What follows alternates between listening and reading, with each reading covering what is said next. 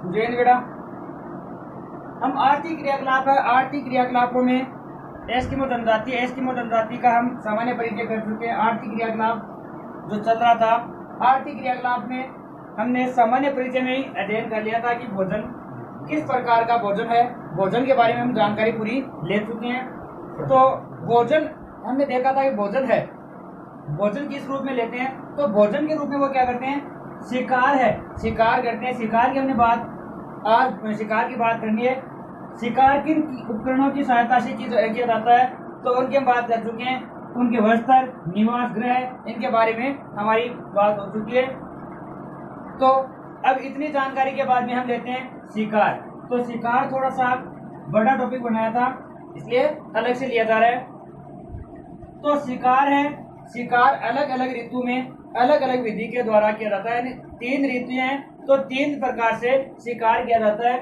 3 ऋतु कौन कौन सी है, किन किन ऋतुओं को सम्मिलित किया गया है। तो सबसे पहले है शीतकाल। एक तो शीतकाल में वो शिकार करते हैं, बसंत काल में शिकार करते हैं। शीतकाल और बसंत काल, बसंत काल के बाद में वो शिकार करते हैं ग्रीष्म काल में।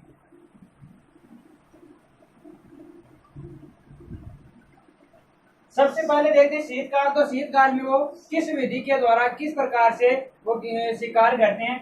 तो शीतकाल है, शीतकाल में वो लोग जो सील मछली है, सील मछली का शिकार करते हैं। किसका शिकार करते हैं, सील मछली का शिकार करते हैं। इतनी बात है, ठीक है। अब जो सील मछली है उसका शिकार किस विधि के द्वारा किया जाता है, तो उनकी विधि क्या है। शीतकाल में जो शिकार किया जाता है, शिकार करने की विधि क्या है। तो शिकार की 2 विधियां हैं। सील मछली का शीतकाल में शिकार करते हैं, शिकार करने की 2 विधियां हैं। पहली है मऊपाक। कौन सी है, मऊपाक। मऊपाक विधि है। मऊपाक विधि में क्या रहता है कि जो एस्किमो जनजाति के लोग हैं, वो एस्किमो जनजाति के लोग शीतकाल में जहाँ एस्किमो जनजाति निवास करती है वहाँ क्या हो जाता है, बर्फ जम जाती है। वहाँ क्या होता है, बर्फ जम जाती है। तो शीतकाल के जो शीतकाल में एस्किमो जनजाति के जो लोग हैं, वो लोग क्या करते हैं, बर्फ में एक छिद्र बना लेते हैं। क्या करते हैं, एक छिद्र बना लेते हैं। कभी तो एस्किमो जनजाति के लोग बनाते हैं, और कभी कभी क्या होता है, जो सील मछली है वो सील मछली खुद ही अपना श्वास लेने के लिए छिद्र बना लेती है। खुद ही क्या करती है, उसे जो बर्फ होती है, बर्फ की जो परत होती है, परत में जहां से पतली परत है वहां जो सील मछली है वो खुद क्या कर लेती है, छिद्र कर लेती है। तो उस छिद्र में मछली क्या करती है, मछली आती है श्वास लेने के लिए। क्या करती है, श्वास लेने के लिए वहां आती है। जब वो श्वास लेने के लिए वहां आती है, तो एस्किमो जनजाति के लोग क्या करते हैं, एस्किमो जनजाति के लोग वहां पर अपना भोजन करने के लिए, भोजन बनाने के लिए शिकार के रूप में जो सील मछली है, उस सील मछली पर हम पहले बात कर चुके हैं हार्पून के बारे में।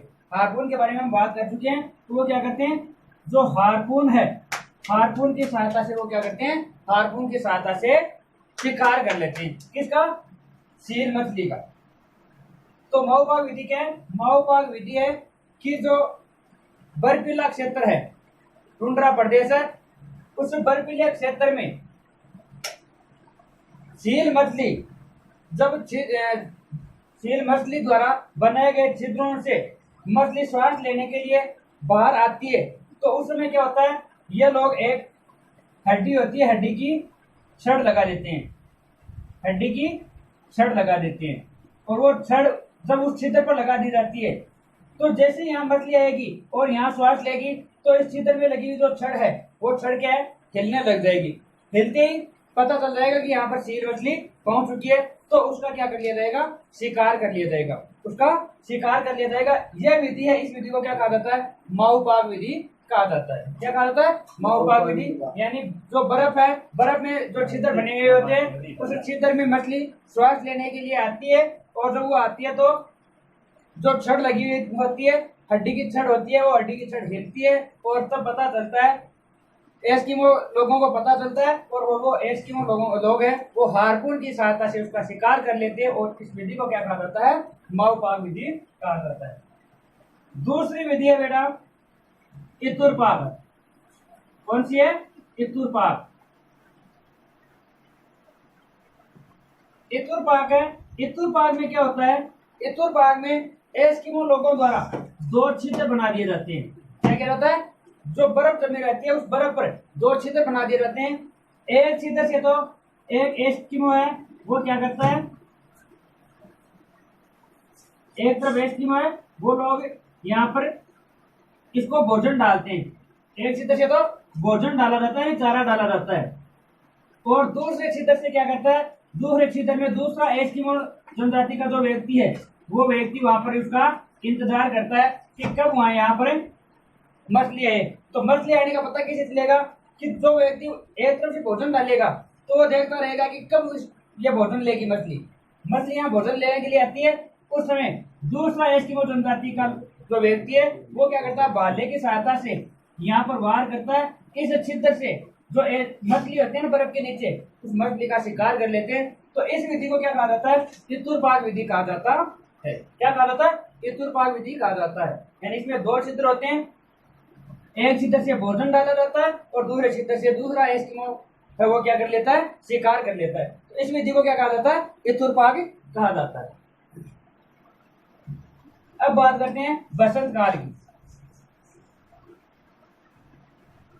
बसंत काल क्या है? जब मार्च का महीना आता है, जब मार्च का महीना आता है उस समय थोड़ी थोड़ी सर्दी है, सर्दी कम हो जाती है। और जब सर्दी कम हो जाती है यानी बसंत ऋतु आ जाती है, तो बसंत काल में क्या होता है, बसंत ऋतु में यहाँ पर एस्किमो जनजाति के लोग हैं वो कयाक, कयाक की हम पीछे बात कर चुके हैं। कयाक क्या है? छोटी नाव है। कयाक और शिकारी कुत्ते, कयाक और शिकारी कुत्ते और हार्पून, कयाक, शिकारी कुत्ते और हार्पून, इनकी सहायता से वो लोग क्या करते हैं, शिकार करते हैं। इनकी सहायता से शिकार करते हैं तो वो हो जाता है बसंतकालीन शिकार। और इस बसंतकालीन शिकार को क्या कहा जाता है? इसको कहा जाता है उतोक। इस विधि को क्या कहा जाता है? उतोक कहा जाता है। यानी कुत्तों और कुत्तों से हो जाएगा उतोक, उतोक या उतोक, यानी इससे जोड़ लेंगे तो ये शब्द याद रहेगा। तो ये लोग क्या करते हैं, कयाक जो नाव होती है, छोटी नाव होती है, इस छोटी नाव से, और ये नाव पता है वो किससे बनी होती है? वालरस मछली होती है, वालरस, वालरस की हड्डियों से, वालरस की हड्डियों से बनी होती है। कयाक मछली, सॉरी कयाक है, कयाक नाव है। कयाक की सहायता से और शिकारी कुत्तों की सहायता से, हार्पून की सहायता से वो लोग सील मछली का शिकार करते हैं। और शिकार करने से क्या हो जाता है, ये लोग अपना शिकार प्राप्त कर लेते हैं, अपना भोजन प्राप्त कर लेते हैं। इस विधि को कहा जाता है, क्या कहा जाता है? उतोक कहा जाता है। अब आते हैं ग्रीष्मकालीन शिकार। ग्रीष्म काल में क्या होता है? ग्रीष्म काल में ये लोग, एक तो होता है कैरिबो, कैरिबो और खरगोश, कैरिबो, खरगोश, चिड़िया, इनका ये लोग शिकार करते हैं। तो कैरिबो, खरगोश, चिड़िया है, अन्य छोटे जानवर और भी है, उनका ये लोग शिकार करते हैं। तो खरगोश का शिकार किसकी सहायता से करते हैं? सॉरी कैरिबो है, कैरिबो का शिकार किसकी सहायता से करते हैं? तो कैरिबो का शिकार है वो करते हैं धनुष बाण की सहायता से। किसकी सहायता से? धनुष बाण की सहायता से कैरिबो का शिकार करते हैं। खरगोश और अन्य जो छोटे जीव है उनका शिकार करते हैं। तो वो छोटे जीव है, छोटे जीवों के लिए छोटे भाले का प्रयोग करते हैं। छोटे भाले की सहायता से वो लोग शिकार करते हैं, छोटे भाले की सहायता से शिकार कर लेते हैं। अब ये जो कयाक नाव थी, कयाक नाव है, इसके जैसे एक स्लेज गाड़ी होती है जिसका हम जिक्र कर चुके हैं, स्लेज का। स्लेज को खींचने वाला पशु कौन सा होता है? वो होता है रेनडियर। और इस रेनडियर से एक इतना इंपॉर्टेंट, अति महत्वपूर्ण एक क्वेश्चन बनता है उस क्वेश्चन की बात करते हैं। वो क्वेश्चन क्या बनता है? वो क्वेश्चन बनता है कि जो एस्किमो जनजाति है, एस्किमो जनजाति के संपत्ति व सामाजिक स्तर का मापदंड क्या है? यानी संपत्ति व सामाजिक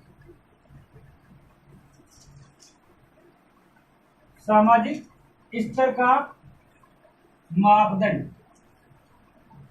मापदंड यानी कुछ समाज में उसका बहुत ज्यादा महत्व रहता है। हम मानते हैं कि किसी कोई भी घर है या कोई समाज हो, कोई परिवार है, उसमें यदि अधिक से अधिक साधन संपन्न होता है तो उसका समाज में स्तर ऊंचा होता है, उसका समाज में स्तर क्या है, थोड़ा ऊंचा होता है। लेकिन ये जो एस्किमो जनजाति के लोग हैं, इनके समाज में किसको ज्यादा सम्मानजनक माना जाता है या सामाजिक मापदंड किसको माना जाता है? जिसके घर में रेंडियर ज्यादा होते हैं, रेंडियर ज्यादा होते हैं, रेंडियर वालों को ज्यादा सम्मान मिलता है। तो ये क्वेश्चन बन गया, इंपॉर्टेंट क्वेश्चन है, बहुत इंपॉर्टेंट क्वेश्चन है कि एस्किमो जनजाति के संपत्ति व सामाजिक स्तर का मापदंड क्या है? तो रेंडियर है, रेंडियर है।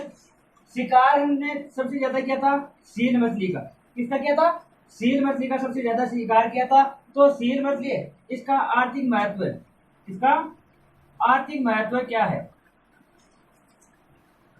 सील मछली का आर्थिक महत्व है, तो आर्थिक महत्व है कि सील मछली है, इससे हमें मांस प्राप्त होता है। तो मांस से हम क्या करते हैं? भोजन प्राप्त करते हैं, यानी भोजन के रूप में हमें मांस की प्राप्ति हो जाती है। सील मछली है, इससे हमें खाल की प्राप्ति होती है। किसकी प्राप्ति होती है? खाल की प्राप्ति होती है। तो जो खाल है, उस खाल से हम क्या करते हैं? वस्त्र बना लेते हैं, यानी पहनने के लिए वस्त्र के रूप में काम में लिया जाता है। और इसकी जो सील मछली है, सील मछली की खाल से हम जो कयाक है, कयाक बना लेते हैं, कयाक के रूप में भी कभी कभी काम में लिया जाता है। सील मछली है, सील मछली की जो हड्डियां है, हड्डियों से हम हड्डियों को कयाक के रूप में काम में लेते हैं, ज्यादा विशेष रूप से हड्डियों को हम कयाक के रूप में काम में लेते हैं। सील मछली की जो चर्बी होती है, उस चर्बी का विशेष महत्व क्या रहता है कि चर्बी है ये हमें ईंधन के रूप में काम में आता है। हमारे तो नहीं, एस्किमो जनजाति के, तो ये एस्किमो जनजाति के जो सील मछली की चर्बी ईंधन के रूप में काम में ली जाती है। इनके दांत है, दांत को वो धागे के रूप में काम में लेते हैं। दांत यानी इसको आग के रूप में माना जाता है, तो दांत उसको धागे के रूप में काम में लिया जाता है। तो यह वह एस्किमो जनजाति के शिकार से संबंधित बातें हैं। अब हम आगे बात करेंगे एस्किमो जनजाति का समाज व संस्कृति, वातावरण समायोजन और आधुनिक संस्कृति से संपर्क। वो एक ही वीडियो में आपको मिल जाएगा।